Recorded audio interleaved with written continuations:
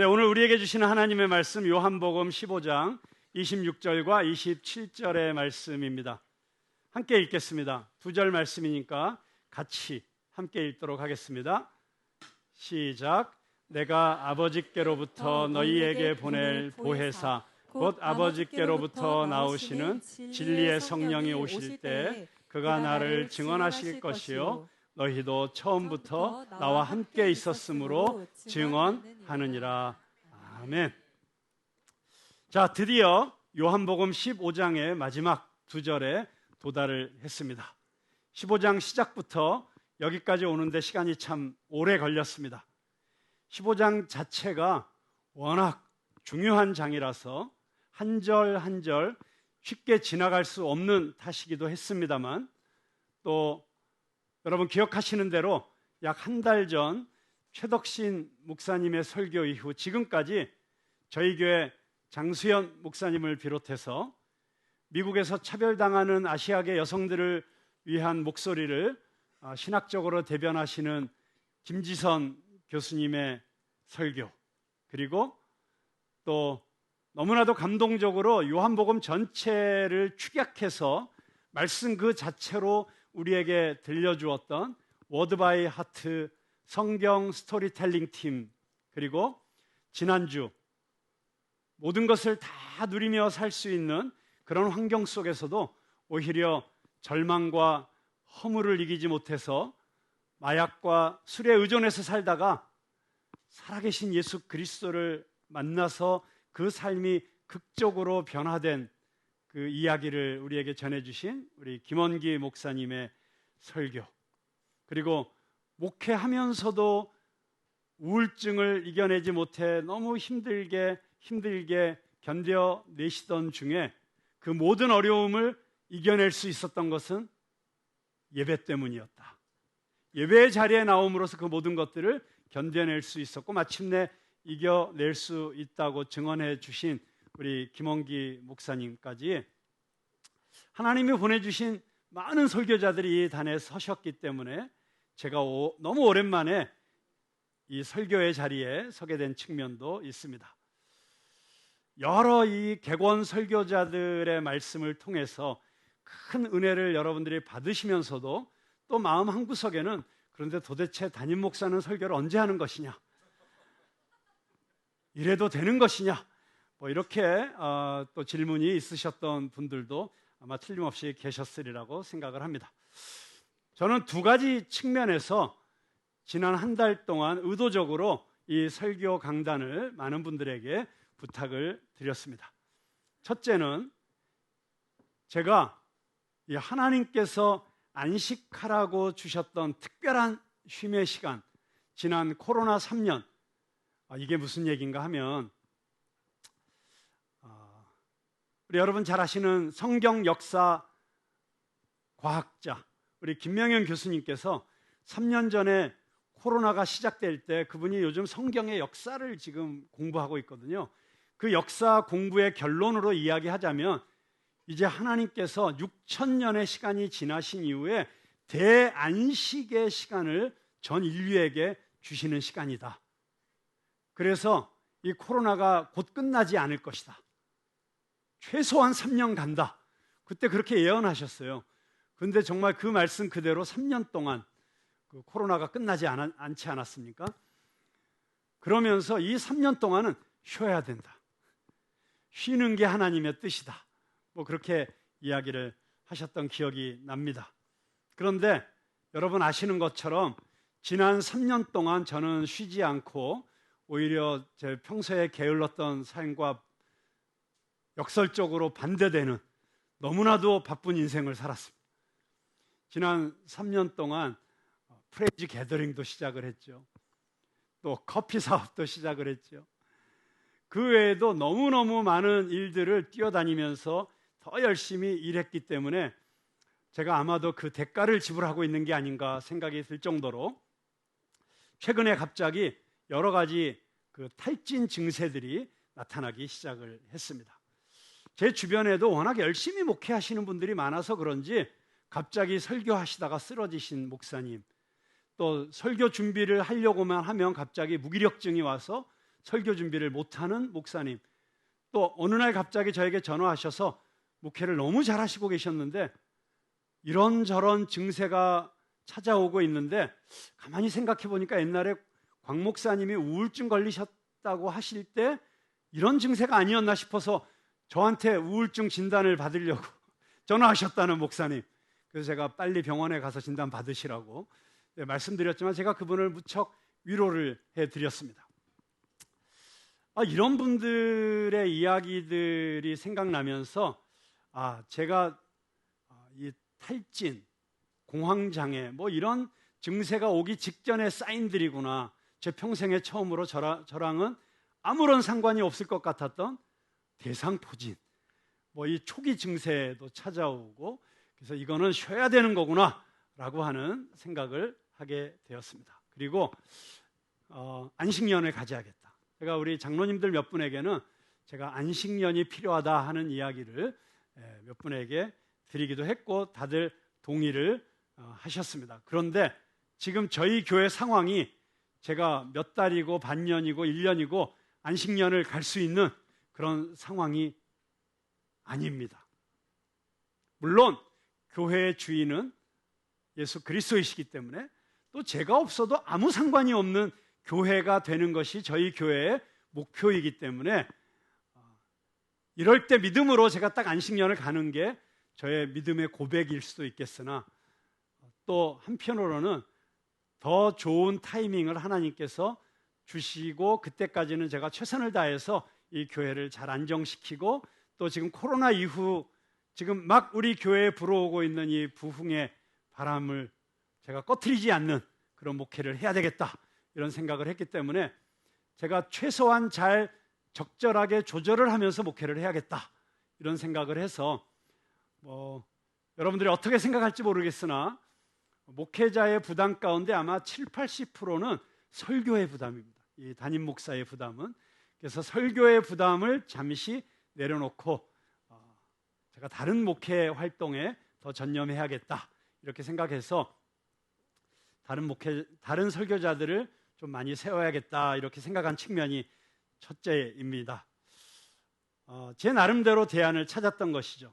그리고 이 기간 동안에 제가 제 자신의 삶을 잘 정리해서 시간 관리도 잘하고 건강 관리도 잘하고 또 정서적으로도 저를 잘 스트레스도 풀고 해서 건강하고 안정된 상태를 빨리 만들어야겠다 이렇게 생각을 했습니다.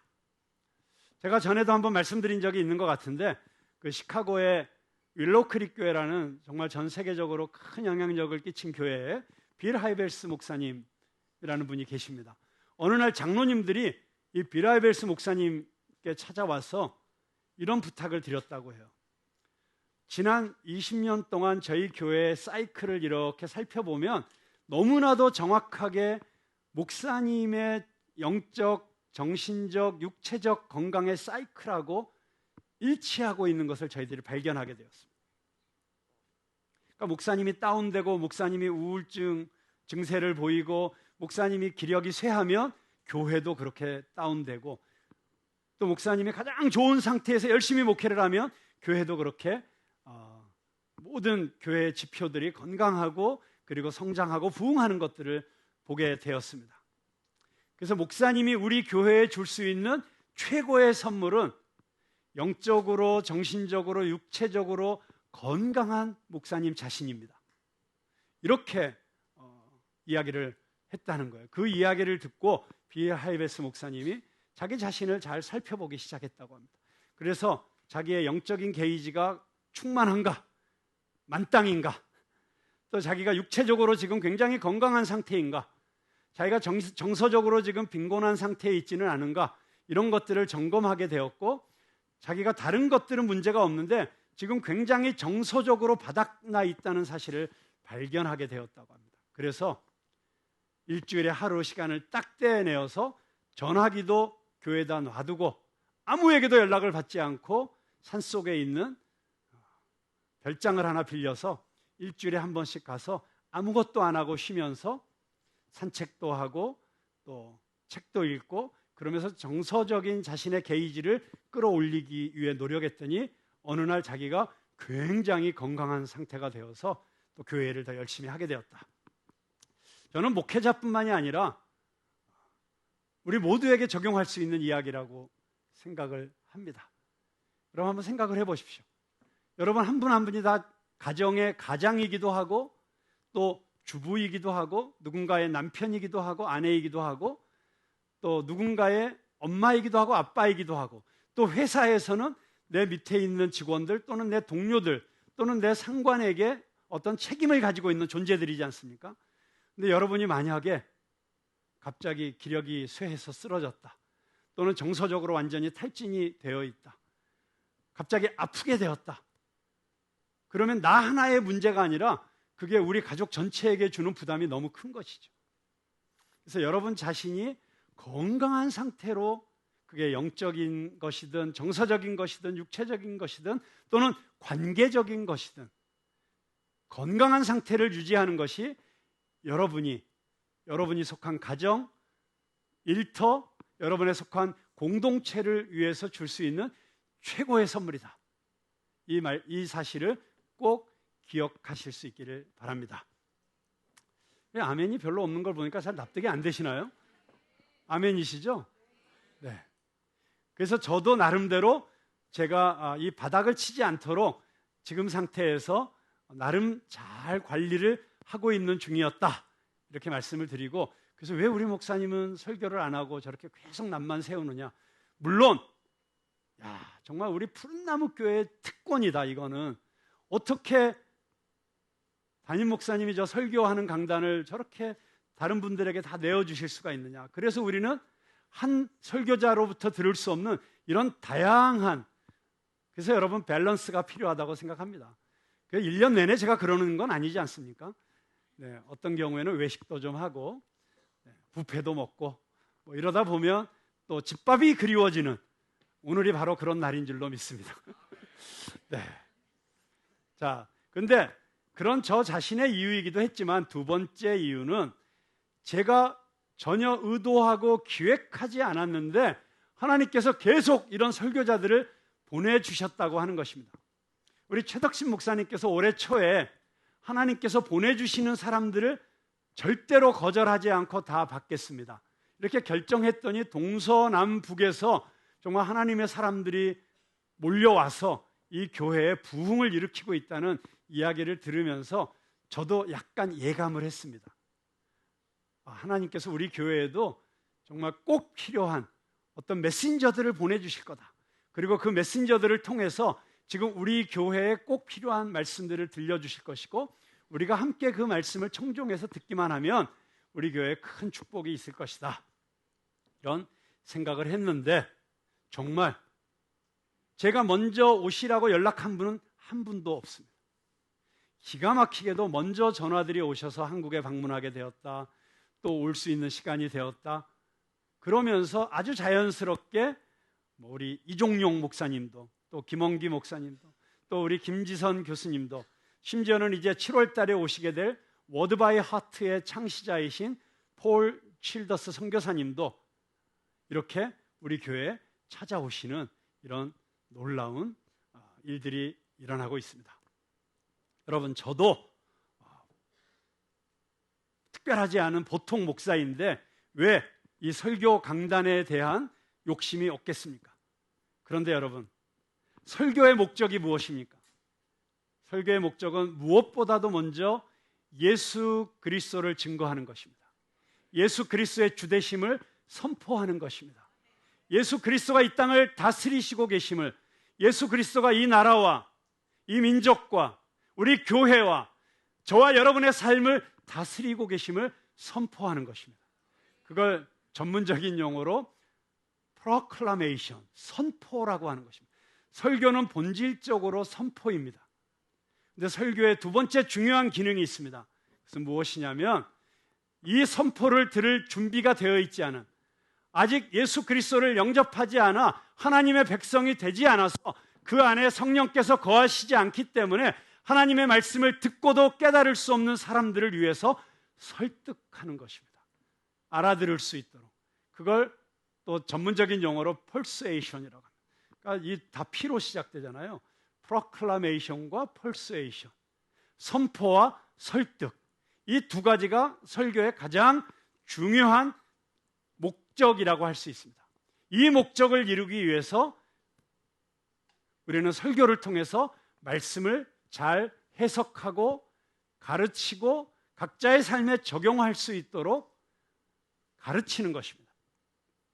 그래서 궁극적으로는 이런 선포와 설득과 가르침을 통해서 궁극적으로 복음을 전하고 예수 그리스도를 증거하고 그리고 성도들을 회복시키고 성도들이 올바른 삶을 살아갈 수 있도록 인도하는 것을 통해서 온전한 그리스도의 제자로 만들어가는 과정 가운데 이 설교가 있는 것입니다. 여러분, 이게 큰 틀에서 설교의 목적이라고 한다면 담임 목사인 저는 제가 직접 설교를 하든지 아니면 어떤 분야에서는 우리 부목사님이든지 아니면 협동 목사님들이든지 아니면 외부 목사님들이든지 아니면 목사님이 아닌 장로님이나 평신도들이라고 할지라도 자유롭게 이 강단에서 이 설교의 목적을 이루어 갈 수 있도록 잘 안배하고 어레인지하고 그 모든 것들을 기획하는 것이 담임 목사의 책임이다. 물론 어떤 목사님은 소신이 있어서 이 주일 강단은 담임 목사만 지켜야 된다라고 하는 목회 철학을 가지고 목회하시는 목사님들 있습니다. 저는 너무 훌륭하시다고 생각합니다. 그리고 그런 목사님에게도 배워야 된다고 생각을 합니다. 그런가 하면 1년의 절반 이상을 어쩔 수 없이 외부 강사를 세워야 되는데 그게 주로 이민교회들 가운데 그런 교회들이 많습니다. 그럼에도 불구하고 그렇게 자유롭게 많은 분들이 이 강단에서 설교할 수 있도록 오픈하는, 근데 그렇게 오픈하시는 목사님들의 성향을 보면 일반적으로 상당히 이 교회가 너무 지나치게 목사 의존적인 교회가 되면 안 된다. 특별히 담임 목사 한 사람에게 의존하는 교회가 되면 안 된다라고 하는 그런 목회 철학을 가지신 분들이 많이 있는 것을 보게 됩니다. 저는 신앙생활을 하는 데 있어서 특별히 우리 한국 교회에 있어서 가장 중요한 가치 가운데 우리가 추구해야 될 가치 가운데 하나는 균형이라고 생각합니다. 균형, 밸런스. 얼마 전에 세상을 떠나신 팀 켈러 목사님이 계십니다. 팀 켈러 목사님이 아마 지난 20여 년 동안 전 세계 교회에 가장 큰 영향력을 끼치신 한 분의 목회자를 꼽으라고 한다면 그 팀 켈러 목사님을 꼽는 분들이 아마 많으리라고 생각을 합니다. 그런데 팀 켈러 목사님이 우리 지금 현재 우리 전 세계 교회에 남기신 가장 중요한 가치, 유산이 무엇이냐라고 하면 거의 모든 신학자들이 다 동의하는 것이 있습니다. 그것은 무엇이냐면 밸런스라고 하는 것입니다. 균형 잡힌 목회. 저희 한국교회에 꼭 필요한 가치라고 생각합니다. 우리 모든 개인의 성도들에게 꼭 필요한 가치라고 생각을 합니다. 그리고 제가 목회자로서 복음 안에서 균형 잡힌 목회를 하는 것이 얼마나 어려운 일인지, 그리고 우리의 성도 한 사람 한 사람을 균형 잡힌 그리스도인으로 키워내는 것이 얼마나 어려운 일인지를 절감하고 있습니다. 교회 안에서 예배 잘 드리고 정말 교회에 충성된 성도로서 한 성도를 키워내는 일과 그 성도가 세상 속에서도 선하고 아름답고 칭찬받는 일을 함으로써 하나님께 영광을 올려드리는 성도, 교회 안에서와 교회 바깥에서의 삶이 균형을 이루는 성도를 키워내는 게 얼마나 어려운 일인가.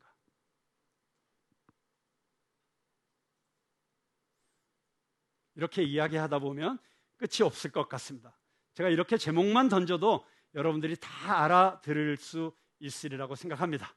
저는 우리 푸른나무교회 성도들이 균형 잡힌 그리스도인들이 되시기를 주님의 이름으로 축원합니다. 그리고 내 삶 가운데 혹시 균형을 잃고 있는 부분이 있는가? 내가 어떤 부분은 잘하고 있지만 어떤 부분에선 부족한 부분이 있는가? 내 사회에서의 삶과 가정에서의 삶의 균형이 혹시 깨져 있지는 않은가? 신앙인으로서의 내 삶과 세상 속에서 살아가는 삶으로서의 균형이 깨어져 있지는 않은가 잘 점검해 보실 수 있기를 바랍니다. 자, 이제 본문 말씀으로 들어가 보겠습니다. 야, 그 본문 들어가기 전에 인트로덕션이 저렇게 길었으니 오늘 설교가 과연 얼마나 길 것인가, 갑자기 불안감을 느끼시는 분들에게 미리 마음의 평안을 드리도록 하겠습니다. 균형 잡힌 설교를 하도록 하겠습니다. 자, 이제 요한복음 15장 너무 오랜만에 돌아왔기 때문에 잠깐 복습을 하도록 하겠습니다. 여러분, 이 15장은 여러분 잘 아시는 대로 참 포도나무 장이라는 제목을 갖고 있습니다. 예수님께서 자신과 제자들의 관계를 설명하시기 위해서 이 포도나무를 비유로 사용하셨습니다. 이 비유는 우리 푸른나무 교회는 너무나도 감사한 비유라고 할 수 있습니다. 왜냐하면 우리 푸른나무 교회는 푸른 나무 교회이기 때문입니다. 그래서 이 참 포도나무의 비유가 한 절 한 절이 정말 너무너무 우리에게 쉽게 와닿을 수 있다는 측면에서 우리 푸른나무 교회는 참 축복받은 교회라고 할 수 있습니다. 자, 예수님은 나무이십니다. 포도나무이십니다. 우리들은 그 나무에 붙어있는 가지입니다. 자, 그런데 이 포도나무 비유를 통해서 예수님께서는 가지의 사명은 열매를 맺는 것이다, 이렇게 분명하게 말씀하셨어요. 그래서 열매를 맺지 못하는 가지는 어떻게 하신다고 했어요? 다 쳐내서 불에 던져서 태워버린다고 하셨어요. 그리고 열매를 맺어야 되는데 제대로 맺지 못하는 가지 가운데 회생의 가능성이 있는 나무는 회생시키기 위해서 하나님이신 이 농장의 주인이신 아버지께서 그 가지를 들어 올려서 먼지를 털어내시고 곰팡이들을 닦아내시고 썩은 부분을 도려내시고 그리고 깨끗하고 건강하게 하셔서 열매를 많이 맺게 하실 것이다. 자, 중요한 것은 가지의 사명은 열매를 많이 맺는 것이다. 여러분의 삶 가운데 열매가 많이 맺히고 계십니까? 풍성한 열매가 내가 보기에도 주변에서 보기에도 열매가 아름답게 주렁주렁 맺히고 있습니까? 그리고 그 열매가 보기에도 탐스럽고 정말 하나님에게 올려드리기에 부족함이 없는 극상품의 포도 열매로 그렇게 열매 맺고 있습니까? 자, 그런데 그런 열매를 맺기 위한 조건이 딱 한 가지라고 예수님은 이 비유를 통해서 가르치십니다. 뭡니까? 나무에 잘 붙어 있는 것입니다. 나무에 잘 붙어 있는 것입니다. 가지는 나무에 잘 붙어만 있으면 그 나무로부터 모든 영양분이 공급이 되어서 저절로 열매를 맺는다. 그래서 우리 성도들은 이 15장에 있는 말씀처럼 우리가 해야 될 일은 무엇이냐? 우리는 예수님에게 붙어 있어야 된다. 그 붙어 있어야 된다는 걸 예수님께서 잘 못 알아들을까 봐 15장 안에 몇 가지로 설명하셨죠. 첫째는 뭡니까? 내 안에 있으라. 내 안에 거하라. 내 안에 머물러라. 근데 내 안에 머물러라 라는 게 또 뭔지 잘 모르는 성도들을 위해서 예수님께서 뭐라고 말씀하셨어요? 내 말이 너희 안에 거하면. 자, 그래서 우리는 말씀을 읽고 묵상하고 그 말씀을 되새기고 그 말씀을 내 마음 가운데 새기고 그 말씀과 함께 살아가는 성도가 되어야 된다는 것을 가르쳐 주신 것입니다. 주님과 동행하는 삶. 그래서 여러분 잘 아시는 유기성 목사님 같은 분은 정말 주님과 동행하는 삶이 얼마나 중요한지를 깨닫고 나서 자신의 그 모든 목회를 다 정리해서 은퇴하시고 딱 한 가지 사역만 하시잖아요. 예수 동행 운동. 24시간 주님과 동행하기. 24시간을 어떻게 주님과 동행할 수 있어요? 잠도 자야 되지, 일도 해야 되지, 밥도 먹어야 되지. 그게 가능하다는 것을 가르치시고 계시는데 궁금하신 분은 예수 동행 운동을 유튜브에서 찾아보시기 바랍니다. 그리고 여러분의 삶에 적용하실 수 있기를 바랍니다.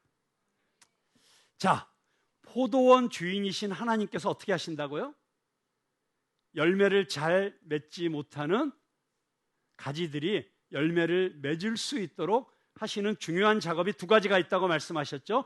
첫째는 가지치기, 둘째는 깨끗하게 하신다. 저는 하나님께서 저와 푸른나무 교회 그리고 성도들 한 사람 한 사람의 삶 가운데 이 가지치기와 깨끗게 하시는 작업을 시작하고 계신다고 믿습니다. 여러분, 저희 교회가 17년이 되었잖아요. 물론 하나님께서 주신 크고 작은 열매들이 있습니다. 그런데 지금까지 우리가 바라보았던, 우리가 경험했던 그런 것과는 비교도 안 되는 놀라운 열매 맺는 시즌이 우리에게 다가오고 있습니다. 믿으십니까? 제가 분명히 말씀드릴 수 있습니다. 하나님께서 그 엄청난 추수의 때를, 부흥의 때를, 그리고 풍성한 열매 맺는 때를 지금 준비하시고 기다리시고 계십니다. 그런데 그렇게 하시기 위해서 하나님께서 지금 가지치기를 하시고 계세요. 깨끗게 하시는 작업을 하시고 계세요. 여러분, 요한복음을 제대로 이해하기 위해서는 때라는 단어가 중요하다는 이야기를 제가 여러 번 말씀드렸습니다. 지금 이 푸른나무 교회 성도로서 여러분은 지금이 어떤 때인지를 알아야 됩니다. 여러분, 우리가 푸른나무 교회에 속해 있기 때문에 이 교회의 영적인 흐름과 여러분 개인의 삶이 절대로 분리될 수가 없어요. 이 교회의 흐름과 여러분이 같이 가야 되는 거예요. 이 파도를 같이 타야 되고 이 흐름을 같이 타야 되는 거예요. 타지 못하면 도태되거나 아니면 딴소리하게 되는 거예요. 이해하지 못하고 혼자서 이게 뭐지? 어리둥절하게 되는 거예요. 때에 대한 이해가 있으면 내 삶에 그리고 교회 안에 일어나고 있는 이런저런 일들과 현상에 대해서 표피적인 이해가 아닌 하나님께서 지금 이끌고 가고 계시는 역사가 보이게 됩니다. 여러분, 지금 눈에 보이는 여러 현상들에 주목하시지 마세요. 그 저변에 흐르고 있는 하나님의 역사를 볼 수 있는 영적인 눈이 열리시게 되기를 주님의 이름으로 축복합니다. 왜 이런 일들이 일어나고 있는가? 왜 내 삶 가운데 이런 일들이 일어나고 있는가? 저는 하나님께서 이 가지치기를 하시는 이 시즌에 여러분들이 꼭 염두에 두셔야 할, 그리고 그렇게 노력해야 될 일 몇 가지를 말씀드리려고 합니다. 첫째는 나를 향한, 그리고 우리 푸른나무 교회 공동체를 향한 하나님의 뜻을 알기 위해서 기도와 말씀 묵상의 시간을 늘리시기 바랍니다. 여러분, 때로는 우리가 퀄리티도 필요하지만 퀀터티도 필요해요. 우리가 양으로 승부하고 질로 승부해야 된다고 말하지만 때로는 양이 있어야 질도 되는 거예요. 기도도 퀄리티 있게 하나님과 교제할 수 있죠. 짧은 시간에. 그런데 우리 인간이 유한한 존재이기 때문에, 우리 인간이 환경에 지배당하는 존재이기 때문에 때로는 우리가 하나님 앞에 정말 그 퀄리티 타임을 가질 수 있기 위한 양적인 시간이 필요해요. 여러분, 그래서 급할 때는 기도원 달려가는 거잖아요.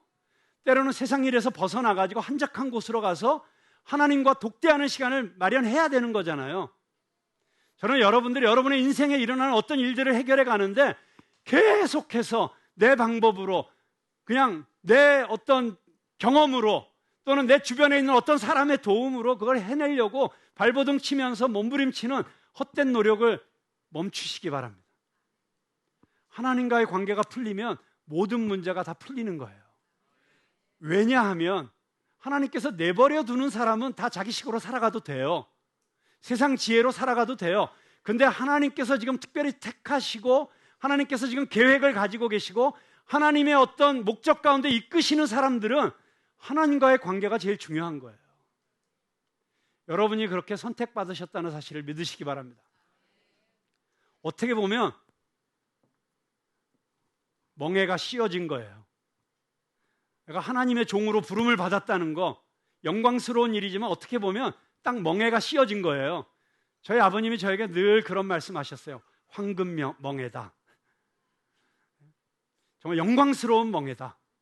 여러분, 때로는 내 마음대로 살 수 없는, 그냥 내 식대로 내 계획대로 살 수 없는 이 어떤 한계 속에 갇히게 된 걸 오히려 감사하실 수 있길 바랍니다. 하나님이 그래서 내버려 두지 않으세요. 그러니까 빨리 하나님과 푸시기 바랍니다. 그러기 위해서는 하나님과 독대하는 시간을 늘려야 된다. 저도 그 시간을 갖기 위해서 더 몸부림치고 결단하려고 준비하고 있습니다. 때로는 제가 금식기도 해야 된다고 생각합니다. 제가 제일 힘든 게 금식인 거 아시죠? 근데 때로는 제일 힘든 걸 해야 될 때가 있어요. 제가 모든 연락을 끊고 그냥 아무도 없는 곳에 가서 일주일이라도 금식하고 기도하면서 우리 푸른나무 교회를 향한 하나님의 새로운 계획을 깨닫고 돌아올 수 있는 그런 시간을 가져야 된다고 생각합니다. 여러분 한 분 한 분 그런 시간을 가지실 수 있길 바랍니다. 자, 두 번째, 이 하나님께서 가지치기 하는 시즌에 우리가 붙잡아야 될 말씀이 뭐냐? 회개입니다. 회개. 여러분, 말씀과 성령의 인도하심을 따라서 자기 자신을 돌아보는 시간을 가지시기 바랍니다. 하나님께서 금그릇, 은그릇, 동그릇 다 쓰실 수 있지만, 나무 그릇도 쓰실 수 있지만 쓰지 못하는 그릇은 어떤 그릇이라고요? 더러운 그릇입니다. 더럽혀져 있는 그릇입니다. 내 생각과 내 말과 내 행동 가운데 하나님이 기뻐하시지 않는 일들이 있는지 여러분 점검하시는 시간을 갖길 바랍니다. 하나님이 이끄시는 이 축복의 시즌으로 들어가기 위해서 여러분 반드시 자기 자신을 돌아보고 성찰하고 회개하는 시간을 주님 앞에서, 말씀 앞에서 가지시기 바랍니다. 세 번째, 그렇게 하기 위해서 너무 번잡하고 분주하게 정신없이 살지 말고 자신의 삶을 최대한 단순화시키고 꼭 해야 될 일만 하는 선택과 집중을 하시기 바랍니다. 내가 지금 마르다처럼 너무 많은 것을 하려고 정신없이 분주하고 있지는 않은가 살펴보시기 바랍니다. 모든 일이 다 선하고 좋은 일이죠. 그러나 그 선하고 좋은 일이 때로는 정말 하나님께서 나에게 주시기 원하시는 그 어떤 것을 갖지 못하도록, 그 일에 집중하지 못하도록 방해하는 사탄의 전략일 수 있다는 사실을 여러분 아셔야 됩니다. 그 유명한 이야기가 있잖아요. 베스트의 최고의 적은 베터다. 원어 발음을 하면 better. 더 좋은 것을 찾기 위해서 그걸 추구하다가 베스트를 놓치는 어리석음을 범하지 않게 되길 주님의 이름으로 축복합니다. 자, 이 가지치기의 목적, 더러운 가지들을 들어올려서 깨끗하게 하시는 목적이 무엇입니까? 30배, 60배, 100배의 열매를 맺는다는 것입니다. 그렇다면 여러분, 이제 마지막 질문입니다. 그 열매가 무엇입니까? 참 포도나무이신 예수님께서 너희들은 내 안에 거해라, 나와 함께 하자, 나와 동행하자, 내가 내 안에, 내가 내 안에, 그러면 무엇이든지 구하라, 내가 다 이루어 줄 것이다, 이렇게 약속하시면서 우리를 초대하시고 계시잖아요. 어떤 열매를 맺기 위해서요? 30배, 60배, 100배 어떤 열매? 너무 오래 고민하실 필요 없습니다. 이제는 답이 툭 튀어나와야죠. 예수님께서 이 땅에 오신 목적을 분명하게 요한복음에서 이렇게 말씀하셨습니다. 내가 이 땅에 온 이유는 사람을 살리러 왔다. 아버지께서 나에게 맡긴 사람을 한 사람도 잃어버리지 않고 다 구원하고 그들을 살리기 위해서 왔다. 사람을 살리는 일. 예수님께서 이 땅에 계시면서 하신 일이 사람을 살리는 일이었습니다. 그리고 우리에게도 그 일을 하도록 맡기셨습니다. 오늘 26절과 27절에 보면 예수님이 어떤 분이신지, 그리고 예수님께서 왜 이 땅에 오셨는지, 그리고 지금도 살아계셔서 이 역사와 이 세계 안에서 어떤 일을 하시고 계시는지 증거하는 두 주체가 있다고 말씀하십니다. 첫째는 성령님이십니다. 예수님께서 하나님 아버지에게 부탁하셔서 하나님께서 보내신 분이 성령님이십니다. 성령님이 하시는 일이 참 많습니다. 지난 2달 동안 우리 금요 기도회에 오셨던 분들은 성령께서 어떤 일을 하시는지 2달 동안 이야기를 들었습니다. 앞으로도 계속될 것입니다. 여러분이 금요 성령 집회에 빠짐없이 나오시게 되기를 주님의 이름으로 축복합니다. 여러분, 성령이 충만하면 성령님이 하시는 일 가운데 내 삶 가운데 놀라운 일들이 일어납니다. 온갖 기사와 이적이 나타나게 됩니다. 그러나 궁극적으로 성령님이 그런 모든 일을 하시는 가장 중요한 목적은 예수님을 증거하는 것입니다. 성령님께서 예수님을 증거하기 위해서 가장 중요하게 역사하시는 현장이 2가지가 있습니다. 첫째는 말씀입니다. 말씀. 여러분, 우리가 말씀을 읽고 말씀을 들을 때 성령님께서 역사하셔야 그 말씀을 깨닫게 됩니다. 왜냐하면 이 성경의 저자가 성령님이시기 때문입니다. 여러분, 성경은 약 40명 정도의 저자들이 각각 다른 역사적 환경과 다른 삶의 정황 가운데서 쓴 글입니다. 그런데 놀랍게도 이 모든 66권의 성경이 마치 한 사람이 쓴 것처럼 일관성을 가지고 있습니다. 왜 그러냐면 그 40명의 각각 다른 저자들의 그 인격과 그 삶의 환경을 통해서 역사하신 분이 성령님이시기 때문입니다. 그래서 그 성경을 읽고 바로 이해하기 위해서는 성령님의 도우심이 반드시 있어야 됩니다. 그래서 여러분, 성경을 그냥 읽을 때 성령의 도우심이 없이 그냥 문자적으로 읽으면 세상에 성경처럼 지루하고 딱딱한 책이 없습니다. 세상의 최고의 수면제가 성경이다, 뭐 이런 얘기도 있잖아요. 그런데 여러분, 혹시 이런 경험 해보셨나요? 어느 날 그냥 문자였던, 그냥 딱딱한 글이었던 성경이 어느 날 단어들이 툭툭 튀어나오는, 그냥 그 말씀 한 단어 한 단어가 내 가슴에 꽂히는, 그냥 읽으려고 하는데 눈물이 앞을 가려서 성경을 읽지 못하는, 우리가 워드 바이 하트 이 앞에 나와서 암송했던 그분들을 보면서 왜 감동받으셨어요?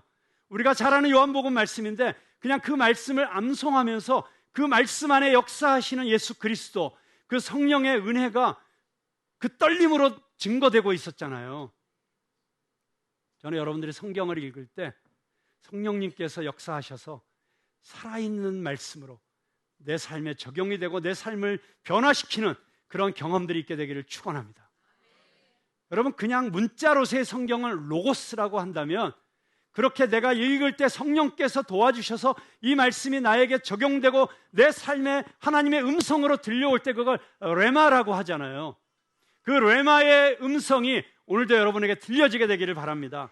여러분이 말씀을 아침마다 일어나서 읽을 때, 하루를 말씀 읽는 것으로 마감할 때 성령의 역사로 그 말씀이 여러분의 삶을 비추이시고, 무엇보다도 여러분들이 그냥 표피적인 회개가 아니라, 그냥 단순한 감정적인 뉘우침이 아니라 하나님 앞에서 본질적으로 여러분의 삶을 깨닫게 하시고 방향 전환하게 하시는 그런 역사들이 일어나게 되기를 주님의 이름으로 축복합니다. 성경을 읽을 때뿐만이 아닙니다. 성령님께서 역사하시는 또 다른 현장은 사람입니다. 사람. 그래서 예수님께서 이렇게 말씀하셨어요. 자, 이제 내가 아버지께로 가면 아버지께서 보혜사 성령을 보내주실 것인데 진리의 영이신 성령님께서 나를 증거하실 것이다. 그래서 여러분, 성령의 증거가 없으면 우리가 예수를 믿을 수가 없어요. 여러분이 예수님을 구주로 영접하는 그 순간 성령님께서 이미 역사하시고 계신 것이에요. 그런데 예수님께서 또 뭐라고 말씀하십니까? 너희들도 처음부터 나와 함께 있었기 때문에 너희들도 나를 증거하게 될 것이다. 자, 여기서 너희들이 나를 증거하게 될 것이다, 이것을 예수님은 서술적으로 말씀하셨잖아요. 암시를 주신 것이죠. 그리고 복음서의 마지막 결론은 무엇입니까? 너희는 내 증인이 되라. 될 것이다 라고 말씀하시고 예고편을 주신 다음에 결론적으로 너희는 내 증인이 되어야 된다. 자, 그런데 어떻게 우리가 예수님의 증인이 될 수 있습니까? 예수님이 이렇게 말씀하시잖아요. 너희가 나와 함께 있었으므로. 우리가 예수님을 만났기 때문에, 내가 예수님과 동행했기 때문에, 내 삶 가운데 예수님께서 역사하셔서 내 삶에 예수님의 흔적이 나타나기 때문에 여러분, 가장 강력한 증거는 증인입니다. 증인이 있어야 되는 것이죠. 근데 증인이라는 헬라어 단어는 순교자라는 단어하고 동의어예요. 신약 성경에서 증인이라는 단어는 목숨을 걸고 내 생명을 걸고 증거해야 되는 게 증인이에요. 근데 예수님께서는 당신의 제자들이 그런 생명을 건 증인들이 되도록 초대하시고 계시는 것입니다. 근데 어떻게 그렇게 할 수 있어요? 여러분, 예수님과 함께한 제자들이 3년 동안 따라다녔지만 정말 그런 증인이 되었습니까? 예수님 십자가에 달리시고 고난당하실 때 다 도망갔습니다. 목숨을 걸기는커녕, 예수님을 위해서 죽기는커녕 가만히만 있으면 중간이라도 갈 텐데 예수님을 부인하고 자기 살자고 예수님을 저주하고, 이게 제자들의 모습이었어요. 그런데 그런 제자들이 어떻게 사도행전의 역사를 이루어가는 놀라운 증인들이 되었습니까? 우리가 잘 아는 것처럼 마가의 다락방에 제자들이 모여서 기도할 때 성령이 임했습니다. 그래서 성령이 함께 하시니까 그 별 볼 일 없었던 그 겁쟁이들이었던 제자들이 담대하게 수천 명 앞에서, 심지어는 자기들을 죽이려고 하는, 감옥에 가두려고 하는 그 당시의 종교 지도자들과 성경학자들과 로마 군인들 앞에서도 주저하지 않고 예수 그리스도가 살아계시다, 예수 그리스도가 부활하셨다, 예수 그리스도가 우리의 주님이시다 증언할 수 있었던 것입니다. 성령이 임하시면, 성령께서 우리와 함께 하시면 성령의 역사를 통해서 우리는 예수 그리스도를 경험하게 됩니다. 그리고 성령의 역사가 우리 안에 예수 그리스도의 인격을 닮은 모습으로 우리의 성품을 변화시켜 주시고, 그렇게 변화된 우리의 삶이 이 세상 가운데 가장 강력한 증거가 되는 줄로 믿으시기 바랍니다. 요즘 제가 굉장히 반성하는 게 하나 있습니다. 여러분, 우리 그리스도인들은 기본적으로 어쩔 수 없이 운명적으로 누군가에게 영향을 끼칠 수밖에 없어요. 어떤 사람은 그 직분상, 예를 들어서 담임 목사, 할 수 없이 영향을 많이 끼치게 되죠. 그러나 여러분, 세상 속에서는 목사보다도 여러분들이 더 많은 영향을 끼칠 수밖에 없어요. 그러니까 우리는 다 영향을 끼친다는 측면에서는 다 리더들이라고 할 수 있습니다. 근데 여러분이 리더로서 어떤 영향을 끼치고 있느냐? 제가 요즘 반성하고 있는 게 뭐냐면,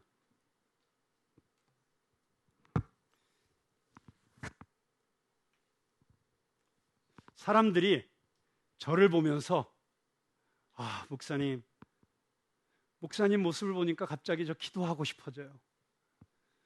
목사님과 대화를 나눠보니까 갑자기 저 성경을 더 읽고 싶어졌어요. 이런 영향력보다 목사님을 보니까 저 살을 빼고 싶어졌어요. 목사님 살 빼신 걸 보니까 저도 그 다이어트 비법을 알고 싶어요. 제가 가장 영향력을 끼치고 있는, 물론 여러분, 몸이 건강해야 건강한 육체, 건강한 정신이 깃들고, 그리고 몸도 우리 하나님께서 주신 성전이기 때문에 잘 관리해야 되는 게 맞지만, 그러나 저에게 있어서 가장 많은 영향력을 받는 것은 저를 보면서 예수님이 어떤 분이신지, 그 예수님에 대한 갈증이 생기고, 정말 올바르게 신앙생활을 한다는 것이 무엇인지, 정말 거룩한 성도의 삶을 산다는 것이 무엇인지, 그 도전을 더 많이 받아야 되는데, 물론 받고 있겠죠. 받기를 바랍니다. 그런데 저를 보면서 나도 빨리 살 빼야겠다, 이게 저로부터 가장 많이 받는 영향이라면 내가 달라져야겠다, 요즘 이런 도전을 받고 있습니다. 여러분, 말씀을 마치려고 합니다. 여러분의 삶을 주님 앞에서 다시 돌이켜보실 수 있기를 바랍니다. 그리고 내가 정말 주님 안에 거하고 있는지, 내가 주님과 동행하는 삶의 증거들이 내 삶에 나타나고 있는지, 그래서 내 삶에 나타나는 증거들 때문에 누군가에게 나도 교회 다니고 싶다, 나도 신앙생활하고 싶다, 내가 찬양하는 사람이라면 내가 찬양하는 그 모습을 통해서 나도 저 찬양 가운데 역사하고 있는 그 하나님을 만나고 싶다, 내가 직장인이라면 내가 직장에서 일하고 있는 그 모습 때문에 나도 교회 다녀보고 싶다. 여러분, 사실은 그게 초대교회의 전도였어요. 초대교회에서는 대놓고 전도를 할 수가 없었어요. 예수 믿는다는 것은 자기의 모든 사회적 기득권을 다 잃어버린다는 뜻이었어요. 공개적으로 모일 수도 없었어요. 그럼에도 불구하고 초대교회는 역사상 가장 빠르게 기독교인이 증가했던 시대로 기록되고 있습니다. 비율상으로 볼 때. 어떻게 그런 일이 일어났을까? 그것은 많은 역사학자들이 정확하게 증언하고 있습니다. 일상의 삶 속에서 특별히 예수 믿지 않는 남편들이 아내들의 변화된 모습을 보면서 도대체 예수쟁이들이 모여서 뭘 하길래 우리 부인이 저렇게 변화됐을까? 일터에서 도대체 저 사람이 저렇게 늘 어떤 상황에서도 웃으면서 친절하게 사람들을 대하고 저렇게 억울한 일을 당하면서도 여전히 그 사람을 용서하고 사랑하고 이게 어떻게 가능할까? 이걸 보면서 궁금해서 물어보면 그러면 그때 그 사람에게 사실은 내가 예수 믿기 때문이에요 라고 대답한 이 생활의 전도를 통해서 초대교회는 그렇게 부흥했다. 그 모든 일을 가능케 하신 성령님이 오셨기 때문에. 그래서 오늘 이 시간에 저는 여러분들과 함께 두 가지 제목으로 같이 합심해서 기도하는 시간을 갖고자 합니다.